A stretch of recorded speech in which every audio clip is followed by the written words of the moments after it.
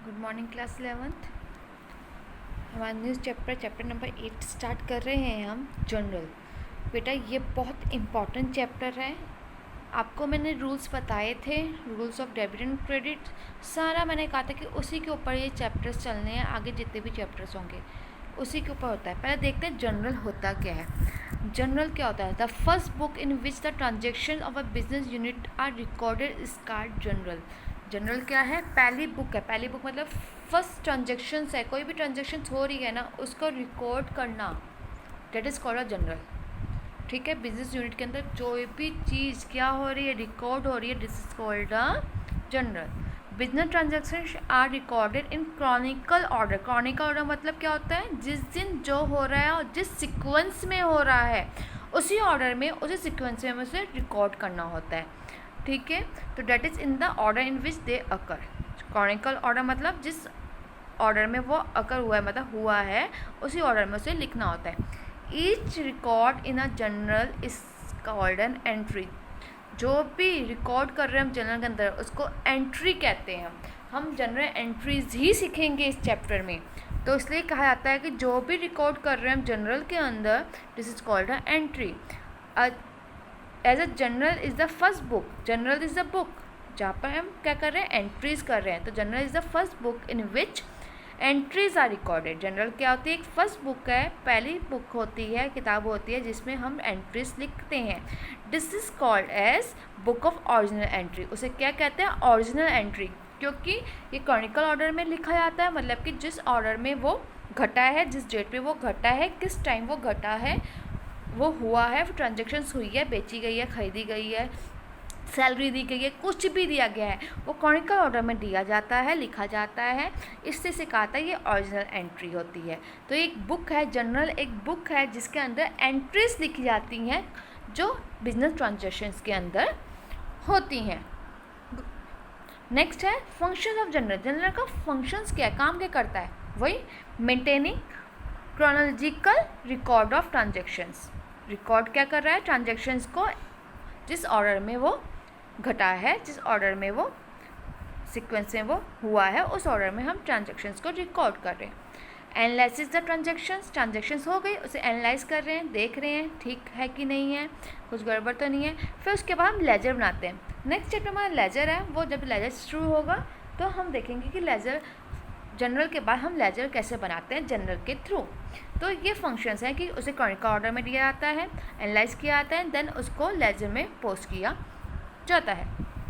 Rules को एक बार फिर से हम क्या कर लेते हैं? रिवाइज कर लेते हैं। हर बार मैं रूल को रिवाइज करवा रही हूँ आपको, क्योंकि इस रूल के बिना तो आप चल ही नहीं सकते अकाउंट्स को। एक बार देख लेते हैं rules of debit and credit.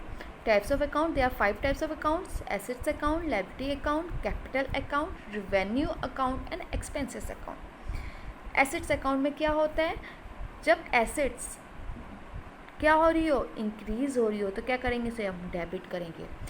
Suppose furniture purchased. Furniture क्या है? इसे एसेट्स। फर्नीचर को हमने परचेज किया, मतलब कि फर्नीचर बढ़ गया, तो हम उसे क्या कर देंगे? डेबिट कर देंगे। Furniture account debit. फर्नीचर को अकाउंट को क्या कर देंगे? डेबिट कर देंगे। और ध्यान दो, यदि हम फर्नीचर खरीद रहे हैं, दोनों टू एस्पेक्ट्स हैं। मैं आपको सिंपल सा समझा रही हूँ, अभी समय समझ लीजिए। परचेज फर्नीचर, फर्नीचर परचेज किया हमने, परचेज किया फर्नीचर, तो क्या हुआ? फर्नीचर क्या, फर्नीचर को परचेज किया हमने, फर्नीचर परचेज किया तो फर्नीचर हमारा आया, हमारे पास आया, फर्नीचर तो प्लस हो गया। देख जा क्या रहा है? कैश। कैश हमारा क्या हो रहा है? जा रहा है, डिक्रीज हो रहा है कैश। तो उसी के अकाउंट चलते हैं। Furniture is also assets, cash is also assets. ठीक है, फर्नीचर इंक्रीज हो गया, कैश डिक्रीज हो गया। तो देखते हैं उसको अकॉर्डिंगली, इस रूल के अकॉर्डिंगली एसेट्स फर्नीचर इंक्रीज, मतलब कि फर्नीचर को हम क्या करेंगे? डेबिट करेंगे। और कैश को क्या करेंगे? इसके अकॉर्डिंग क्रेडिट करेंगे। क्यों? क्योंकि वो डिक्रीज हो रहा है, राइट? तो इस ट्रांजेक्शन्स को ध्यान में रख के आप करेंगे। Two experts again, furniture purchase, furniture आया, कैश गया, फर्नीचर परचेज किया तो फर्नीचर डेबिट हो जाएगा, कैश गया तो डिक्रीज हो गया, दैट इज क्रेडिट हो गया, राइट? नेक्स्ट है हमारा liability account. Liability account decreases when, जब लायबिलिटी डिक्रीज हो रही है तो उसे डेबिट करेंगे, जब इंक्रीज हो रही है तो उसे क्रेडिट करेंगे। ठीक है, next one capital account. Capital account again capital is your liability, liability की तरह से ट्रीट करते हैं थोड़ा सा। तो क्या हुआ हमारे डिक्रीजेज हो रही है, कब, जब कैपिटल डिक्रीज हो रही है तो डेबिट कर देंगे, जब इंक्रीज हो रही है तो उसे क्रेडिट कर देंगे। Revenue account as a, revenue क्या होता है, प्रॉफिट, प्रॉफिट को कैपिटल के अकाउंट के प्लस करते हैं, उसको वैसे ही लेते हैं। कब रिवेन्यू इंक्रीजेज होगा तो डेबिट, डिक्रीज होगा, इंक्रीजेज होगा तो क्रेडिट, डिक्रीज हो रहा है तो डेबिट। एक्सपेंसेस अकाउंट, इंक्रीज हो रहा है डेबिट करेंगे, डिक्रीज हो रहा है तो क्रेडिट करेंगे। ये आपको रूल को हमेशा ही लर्न करके रखना है। Now move with the next. Format क्या होता है, फॉर्मेट ऑफ जनरल, जनरल का फॉर्मेट होता है सिंपल सा, डेट, पर्टिकुलर्स, एलएफ में लेजर पोर्टफोलियो, इसे इमेजिनरी ले लेते हैं इस बार हम, डेबिट एंड क्रेडिट, ठीक है। ये आपका फॉर्मेट है, फॉर्मेट होता है जनरल। चलो 2 ट्रांजेक्शन्स भी करके देखते हैं कि कैसे ट्रांजेक्शन्स कर सकते हैं ईजिली, ठीक है। आपका ट्रांजेक्शन्स हुई है आपकी सिंपल सी, Datta started business and introduce capital ₹1 lakh, Datta started business and introduce capital of ₹1 lakh. अब नॉर्मल लीजिए, दत्ता ने क्या किया, कैपिटल लगाई, कैपिटल लगाई इसमें, तो हमारी क्या क्या चीज़ 2 इंक्रीजेज आई, एक तो कैपिटल आया,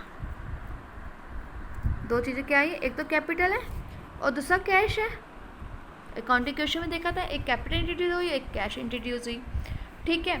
अब दत्ता ने कैपिटल लगाई, ठीक है, इसका मतलब कैपिटल भी इंक्रीज हो गई और कैश भी इंक्रीज हो गया, दोनों ही क्या होगी हमारी, इंक्रीज हो गए, कैश भी इंक्रीज हुआ, कैपिटल भी इंक्रीज हुआ बिजनेस के अंदर, ठीक है। रूल क्या था, जब कैश क्या है, इज अ एसेट्स, एसेट्स है हमारी कैश, तो एसेट जब इंक्रीज होती है तो उसे हम क्या करते हैं, डेबिट करते हैं, तो ऐसे ही लिख दिया यहाँ पर, cash account debit. General entry सीखिए कैसे लिखनी है, लिखने का तरीका सीखिए, cash account debit, capital also increase, और कैपिटल भी इंक्रीज होता है तो उसे हम क्रेडिट करते हैं टू कैपिटल अकाउंट, ऐसे लिखा जाता है। फिर देख लीजिएगा इसे कैसे लिखना है, इसे कि हमारी एंट्री जो होती है वो कैश इंक्रीज हुआ तो कैश इंक्रीज हुआ डेबिट करेंगे तो कैश अकाउंट डेबिट, ऐसे लिखेंगे, कैश अकाउंट ANC डेबिट कर दिया। अगली लाइन में लिखेंगे, जो भी क्रेडिट साइड लिखेंगे उसे 2 से मेंशन करेंगे, तो टू कैपिटल अकाउंट, ठीक है, लिख दिया। डेबिट साइड में, डेबिट कॉलम के सामने, कैश के सामने लिख देंगे 1 लाख रुपीज़ का हुआ था, कैपिटल के सामने credit side 1 lakh rupees. Same line में मत लिखना कैश, क्योंकि एक लाइन में है और दूसरी लाइन में कैपिटल अकाउंट है, तो नेक्स्ट लाइन में ही क्या लिखेंगे आप, 1 लाख रुपीज़ लिखेंगे। और जो मैंने ये लिखा हुआ ना ब्रैकेट में, being the amount invested in business, इसे कहते हैं हम नरेशन। नरेशन मतलब कि हमें पता चलना चाहिए कि हमें जो लिखा है वो कहाँ से आया है, तो हमने क्या किया है, अमाउंट इन्वेस्ट किया बिजनेस के अंदर, तो वैसे ही लिख देंगे being the amount invested in business, ठीक है। रूल्स के अकॉर्डिंग चलेंगे, कभी क्वेश्चन से गलत नहीं होगा। एक और करते हैं, purchase furniture for office for ₹10,000 in cash. क्या किया इस बंदे ने, ऑफिस वालों ने फर्नीचर परचेज किया है कैश में, ठीक है। फिर से देखते हैं, इसमें 2 एस्पेक्ट्स आ रहे हैं, कौन कौन से एस्पेक्ट्स हैं, एक तो फर्नीचर है एस्पेक्ट और दूसरा क्या है, कैश है, ये 2 कैश 2 रहे। फर्नीचर खरीदे तो फर्नीचर तो प्लस हो जाएगा, फर्नीचर तो इंक्रीज हो गया क्योंकि खरीद रहे हैं। परचेज करें तो हमारा कैश क्या हो जाएगा, माइनस हो जाएगा, मतलब कि डिक्रीज हो जाएगा, कैश डिक्रीज हो जाएगा और फर्नीचर बढ़ जाएगा। फर्नीचर इज एसेट्स, जब एसेट इंक्रीज होते तो हम क्या करते हैं, उसे डेबिट करते हैं, और जब कैश डिक्रीज होता है तो क्या करते हैं, उसे क्रेडिट करते हैं। उसी के अकॉर्डिंग जनरल एंट्री करते हैं हम, ठीक है। फर्नीचर अकाउंट डेबिट, डेबिट लिखा हुआ, फर्नीचर अकाउंट डेबिट, कैश को क्रेडिट करना है टू क्रेडिट। लिखने का तरीका सीखिए, मेन प्रॉब्लम यहाँ आएगी। फर्नीचर अकाउंट डेबिट, फर्नीचर लिखा, DR लिख दो। उसकी नेक्स्ट लाइन में लिखेंगे, नेक्स्ट लाइन में लिखेंगे टू कैश, क्रेडिट में जो आता है वो 2 से डिनोट करते हैं, टू कैश। कितनी अमाउंट, 10,000, 10,000 डेबिट में, टू कैश के सामने 10,000। नेक्स्ट लाइन में आएगा, ये सेम लाइन में नहीं आएगा, ये कैश के सामने आएगा। नरेशन आएगी, being the furniture purchase in cash. क्या हुआ, नरेशन से पता चलता है कि हमने क्या किया है, हमने क्या किया, फर्नीचर परचेज इन कैश, ठीक है। आपको इस रूल्स को फिर से एक बार रिवाइज कर लीजिएगा, क्योंकि नेक्स्ट सेशन में मैं सारे के सारे जनरल एंट्रीज एक बारी में समझाऊंगी, उसके अकॉर्डिंग ही फिर नेक्स्ट सेशन में हम क्वेश्चंस करेंगे। तो एक बार फिर से सारे रूल्स को आप रिवाइज़ कर लीजिएगा और हर एक चीज़ के 2 एस्पेक्ट देखिएगा। मैंने देखो हर एक का 2 एस्पेक्ट लिख लिए और साथ में देख लिया कि फर्नीचर क्या हो रहा है, फर्नीचर एसेट्स बढ़ रहा है तो डेबिट, कैश क्रेडिट, मैंने इसी के अकॉर्डिंग यहाँ पर जनरल एंट्री कर ली, सिंपल हो जाएगा। तो ये बहुत सिंपल तरीका है करने का। यदि आपको रूल्स याद होंगे तो आप अपने रूल्स को रिवाइज़ कर लीजिएगा। Thank you.